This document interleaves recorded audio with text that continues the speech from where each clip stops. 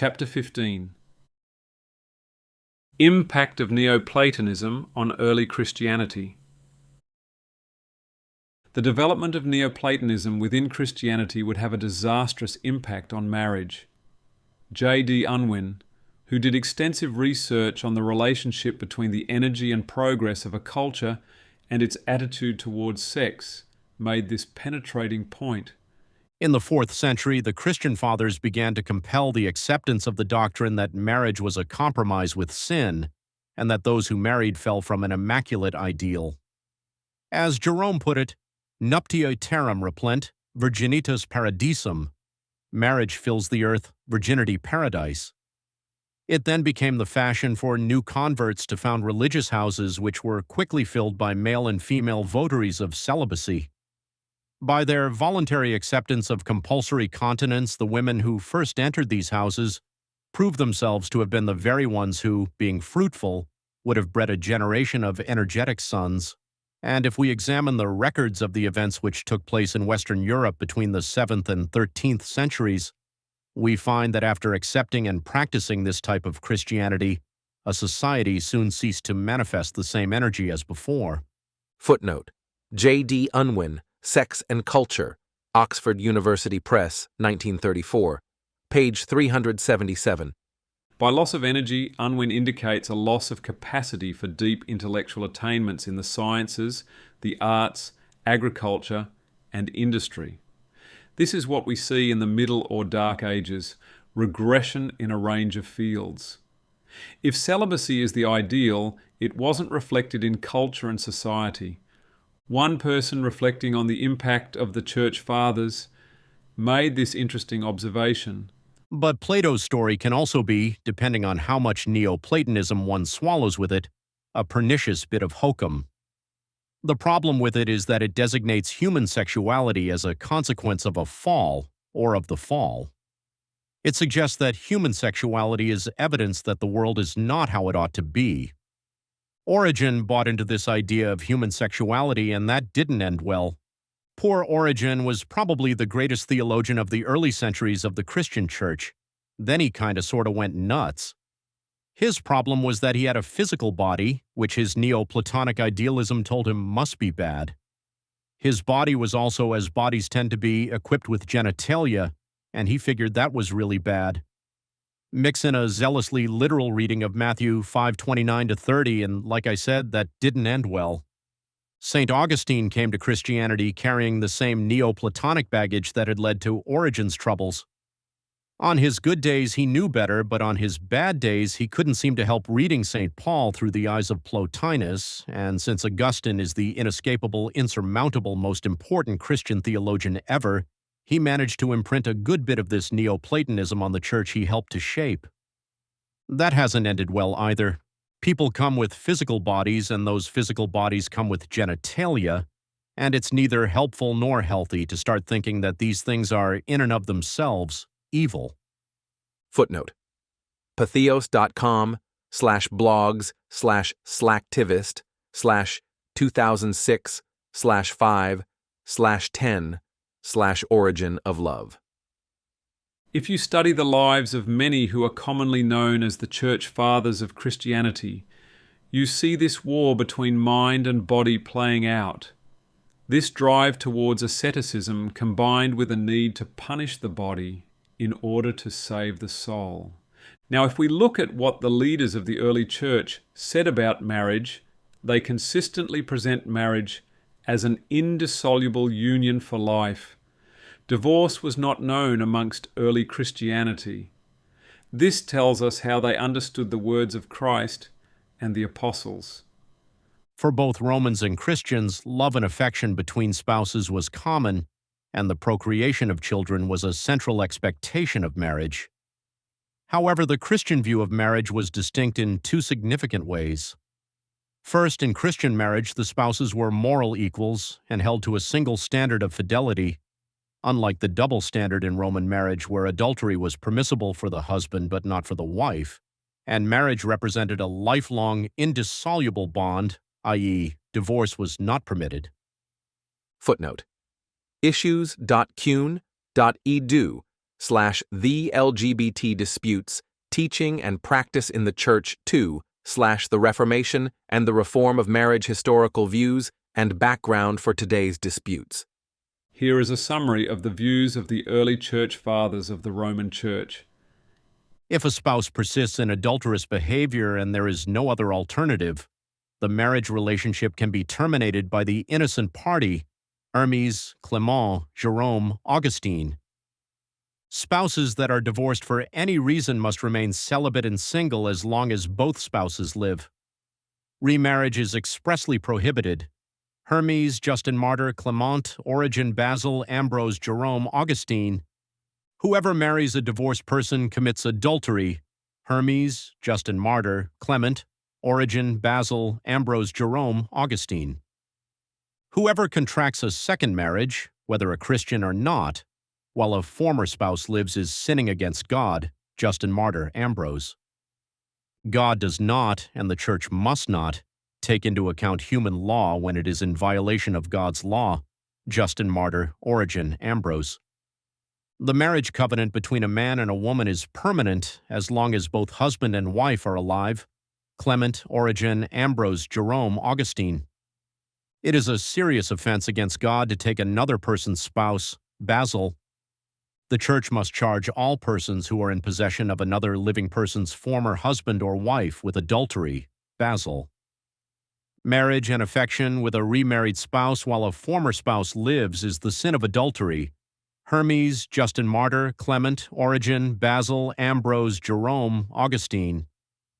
It is a serious mistake to believe that it is simply one's right to divorce a spouse and take another. Even though human law may permit such a thing, God strictly forbids it and cannot and will not honor it. Clement, Origen, Ambrose, Jerome, Augustine. Christians are to stop making excuses and trying to find justification for divorce and remarriage. There are no valid reasons acceptable to God. Jerome, Augustine. Marriage is a lifelong covenant that will never be invalidated by God while both parties live. Hermes, Justin Martyr, Clement, Origen, Basil, Ambrose, Augustine. Footnote: ephrataministries.org/remnant, 2008 3Q, Divorce Remarriage Early Church.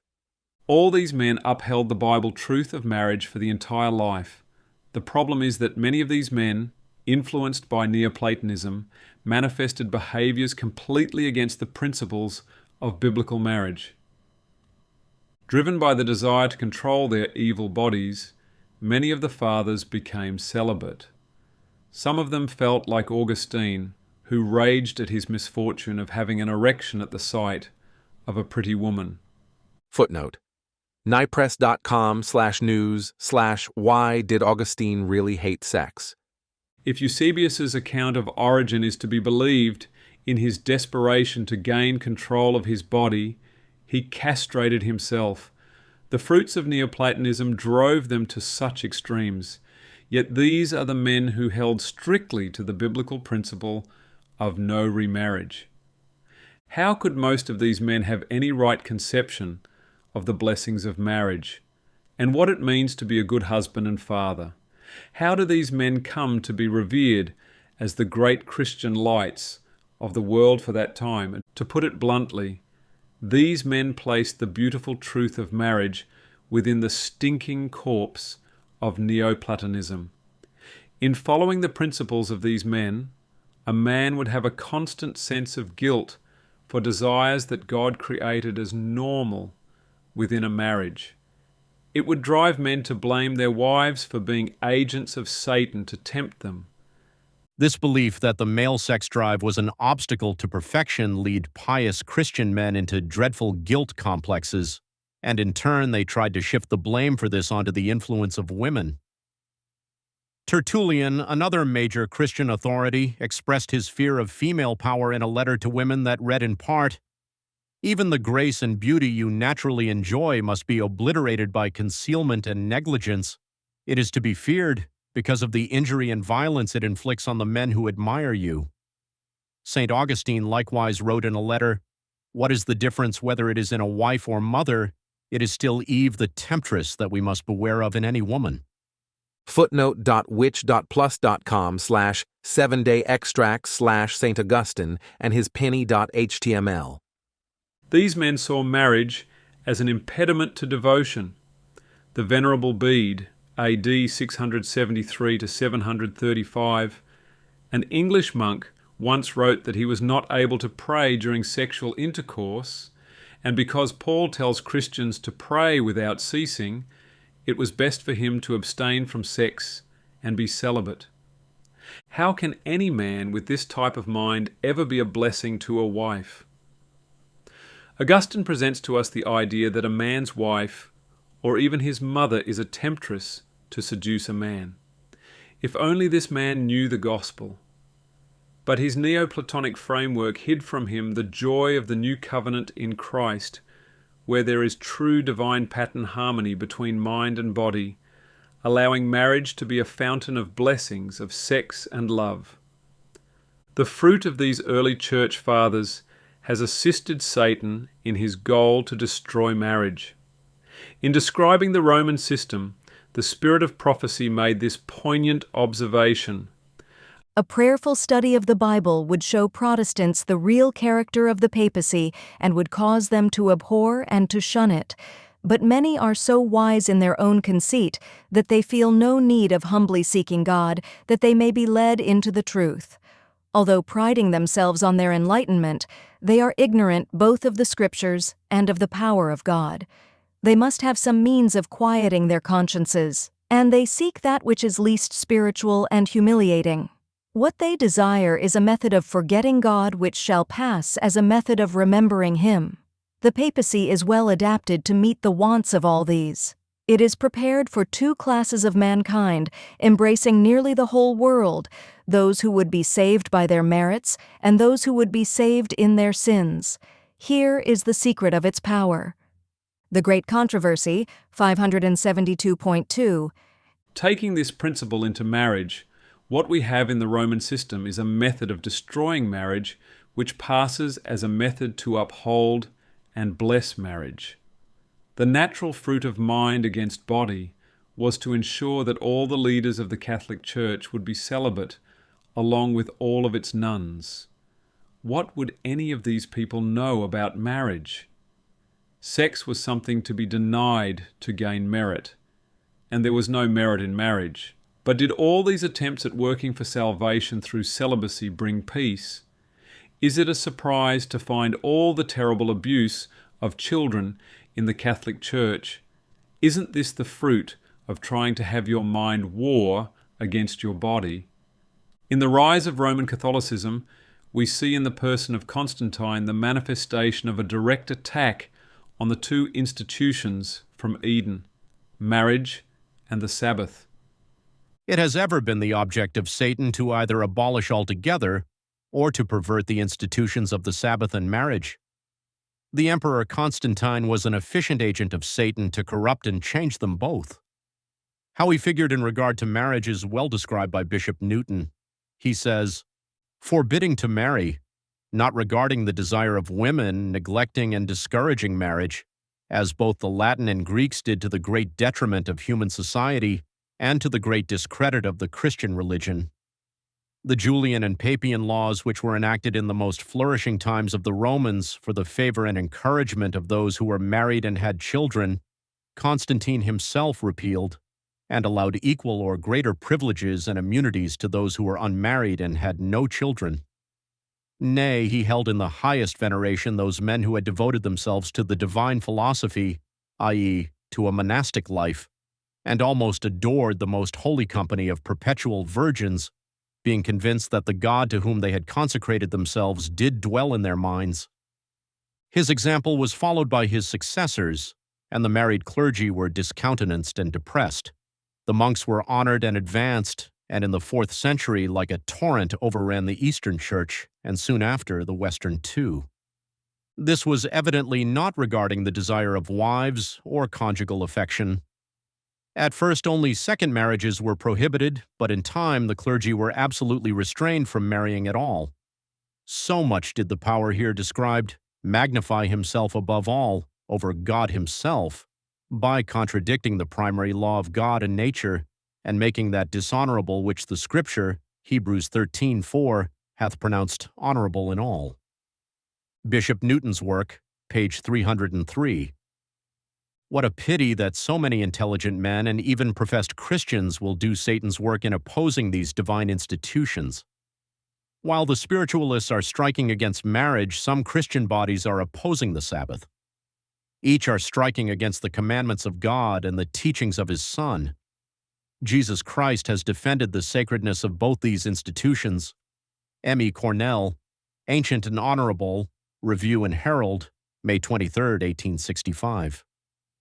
Not only did Constantine create a Sunday law, but he caused the celibate life to flourish to the detriment of marriage, these principles being underpinned by Neoplatonism. Therefore, the Roman system undermined Sabbath and marriage through these things. First Sunday observance, Christmas, and Easter, replacing the Sabbath, Passover, Pentecost, Atonement, and Tabernacles. 2. The Trinity which destroys the divine pattern of Father and Son. 3. Madonna and Child inverting the divine pattern within humanity. 4. Celibate priesthood made superior to people who are married, once again destroying God's command to make man in the image of God and His Son. 5. The system of Neoplatonism placing all sexual relations in a context of sin and evil. The Adventist movement understands well Rome's attack on the Sabbath, but do we see the extent of its attack on marriage? Paul tells us plainly that an elder or bishop should be the husband of one wife. The language is plain, but it is at war with Neoplatonism, and the Roman Church follows the Greek principles over the Bible. However, let's put the shoe on the other foot. Neoplatonism has plagued Western civilization in toto. It is, in fact, at the root of much drug abuse, the hippie movement, and radical feminism, as well as chauvinism. Listen again to Rushdoony. On hippies, the book was written in 1973. This attitude is very much like that of the modern hippie who despises the flesh and shows contempt for the body and its dress. The hippie, in his sexuality, expresses contempt for the body, either by treating sexual acts as of no account in casual promiscuity, or by a bored denial of sex. There is far more abstention from sex among hippies than is generally recognized. Either in abstention or in casual, unemotional promiscuity, it is a contempt of the flesh which is manifested. Dirty bodies and dirty clothing are other means of manifesting the same faith. Page 5. On radical chauvinism, page 11, the gospel of Sir Thomas More was his utopia, wherein man's mind imposed its idea on all of the world of matter. For More, wives were to be selected after being inspected naked. Their minds were not important enough to count. So unimportant was matter or particularity, so little was it the world of the spirit, that wives were to be chosen without regard to the unity of mind and matter, naked on inspection like cattle. On inverted Neoplatonism, page 12. Inverted Neoplatonism glorified nature and therefore women. The troubadours of medieval and Renaissance Europe downgraded love in marriage because it belonged to the world of grace, which they identified as the Platonic world of spirit. Adultery, on the other hand, belonged to the world of nature. The wife was thus a low creature, and the illicit lover a queen of love. As Valency noted in writing of such adulterous love, however illicit it might be from the point of view of religion and society, it had the sanction of nature. As matters stood, it was grounded on firmer stuff than the marriage bond. The sanction of nature, this is the key. Two worlds exist for Neoplatonism, as for all dialecticism. They are alien to one another so that, however much they exist as one, the world of matter and spirit, nature and grace, or nature and freedom, are somehow at odds with one another. If one is favored, the other must suffer. If the sanction of nature, illicit love, is exalted, the sanction of grace, lawful marriage, must be downgraded because it is in principle unnatural for love and marriage, nature and grace, to be compatible. Footnote: Bible.org/article/Rushdoony Neoplatonism, and biblical view sex. Within the principles of an oppositional system, Neoplatonism could be easily inverted or switched. Through this inverted lens, we see the rush of men seeking to make themselves women. They so admire and worship the feminine entity that they want to become what they consider the best good. It is important to note that in AD 1184, Rome made marriage a sacrament. This means it is a means of salvation. It is something a lay person can do to be saved. This completely changes the meaning of marriage. It locks it into the old covenant of things you must do to be saved. The Catholic Church would argue that God grants grace through this sacrament, but the effect is that marriage is a means of salvation for the individual. It becomes a cross you must bear, as it were for the good of your soul and the Church. By the time of the Middle Ages, the institution of marriage was very complicated. The Church's focus on celibacy relegated marriage to a private affair without the need for the involvement of the Church. It must be remembered, however, that for most of the medieval period, marriage belonged to the private sphere of the family, not the public sphere of the Church. Because marriages involved an exchange of property and a linkage of families, they were often arranged by parents or families and celebrated, not in a church but in private homes, sometimes with, but often without, the formal blessing of the church or presence of a priest. Footnote: issues.cune.edu/the LGBT disputes, teaching and practice in the church, 2/the Reformation and the reform of marriage historical views, and background for today's disputes. Rome did have some stipulations as to who could or could not marry, but most of these could be overcome through the payment of money to the church. Marriages were often arranged with those espoused still being children, with girls being married in their teens and boys in their 20s. Marriage offered families prestige and a power through the right connections. Women were treated more harshly than men for sexual misconduct. In order to set marriage free to come into its Edenic beauty, we must discern this false oppositional system and allow the Spirit of Christ, the only begotten Son, to remove within us this tension of mind against body. Here is a good summary of this tension and its effect on marriage in the Middle Ages. Christian teaching since the patristic period has postulated a tension between salvation and pleasure. Most influential Christian thinkers have nurtured a gloomy suspicion that one cannot be attained without renouncing the other. Similarly, the medieval church long remained suspicious, even hostile towards family ties. The church leaders suspected that conjugal affection and parental love often disguised sensual entanglements and worldly values. For this reason, the theologians saw little value in family attachments. For most of the Christian era before the Reformation, marriage and family were discouraged and even denigrated.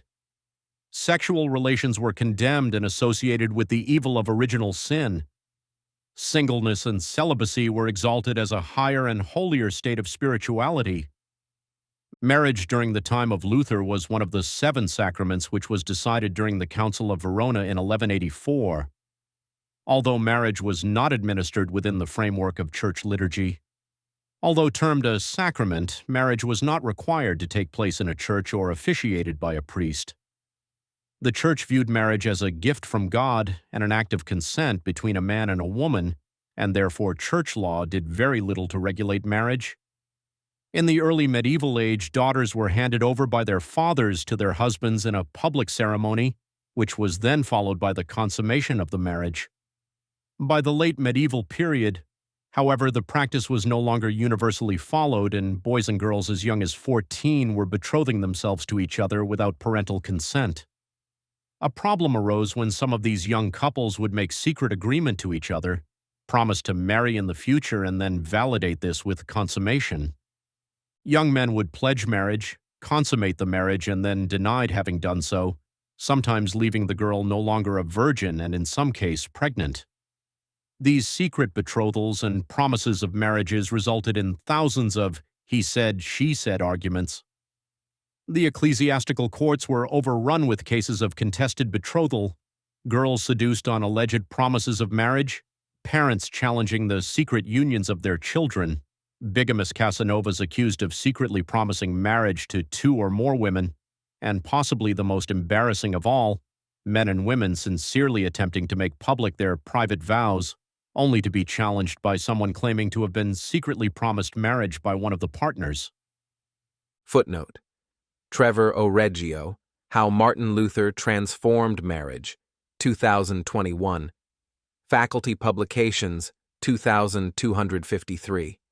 Digital Commons, andrews.edu/pubs/2253. Having discovered the divine pattern through a worship of the true God and His Son, we found a door to escape this mind and body war. We see an answer to this conflict between reason and emotion. I ask the reader to consider carefully how powerful is the truth of the invisible Father manifested through His visible Son, and the complete harmony between the two as a bulwark against Neoplatonic dualism. The Catholic Church made celibacy the most desired life by focusing on the mind and spirit, while mortifying the flesh. The things of the flesh were seen as being at war with the spirit of a person. Marriage became a necessary evil. It was not ideal, but rather a way to legally enjoy something evil, the flesh. These principles depleted the energies of the nations it conquered, and brought darkness upon the world through propagating ignorance and superstition. The Reformation would overturn celibacy and place marriage on a better biblical platform, but coming out of darkness would have many challenges.